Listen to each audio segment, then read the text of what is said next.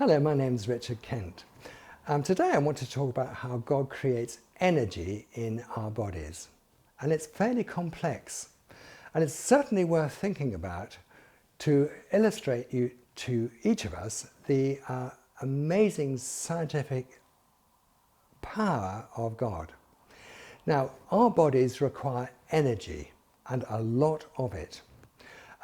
Just for example, our brains, which consume more energy than any other organ, they require glucose and oxygen to run the Krebs cycle in our brains. But just concentrating on the brain, for example, if you were to cut off the blood supply to my brain for 3 seconds, cutting off the sugar and the oxygen, within 3 seconds I'm unconscious, in 3 minutes I'm dead. It's as simple as that. That's how much I need energy, and so, by the way, do you. Now, basically, in all of our cells we have mitochondria.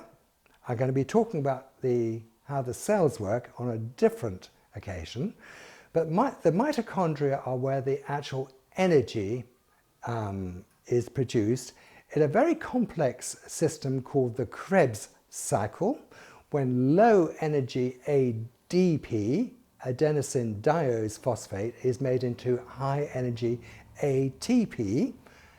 The high energy ATP is basically how energy is released throughout the whole of our body. Now, the important ingredients for the Krebs cycle are oxygen and glucose. So let's consider how the oxygen and glucose actually get to our body. Well, it all starts in the sun.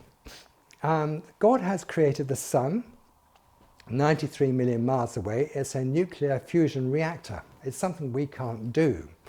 Every second, 600 million tons of hydrogen is converted into helium, except for 4 tons, which is released as heat, light and energy, and the whole electromagnetic spectrum. Now, the whole of the electromagnetic spectrum includes gamma rays and X-rays, and they would be very dangerous to our human bodies because they would actually damage our DNA and give us cancer. So God has very thoughtfully provided an ozone layer in the stratosphere to filter out the damaging rays so that we only see the visible spectrum.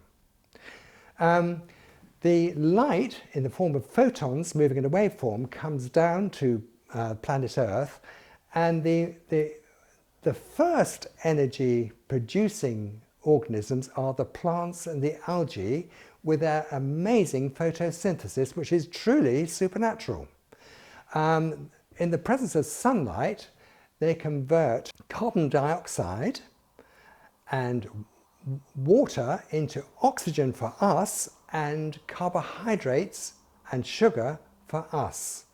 The animals eat the plants and we eat the plants, and of course we eat the animals as well.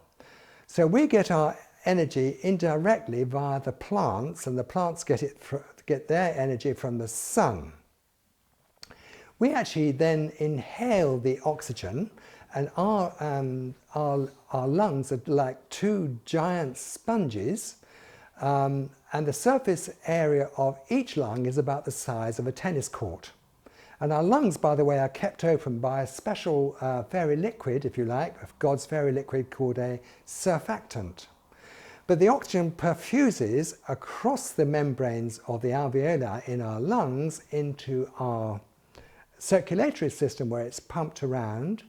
Then the sugar is absorbed in our stomachs and our intestines, converted in our bodies into sugar in the cells. So sugar and oxygen comes into our blood system, into our hemoglobin, so it becomes oxyhemoglobin, and then the sugar and the oxygen is moved into the cells and into the Krebs cycle, so that ADP is made into ATP. Now, I know that's complicated. It is complicated. It's not simple. God is an amazing scientist. Thanks for listening, and God bless you.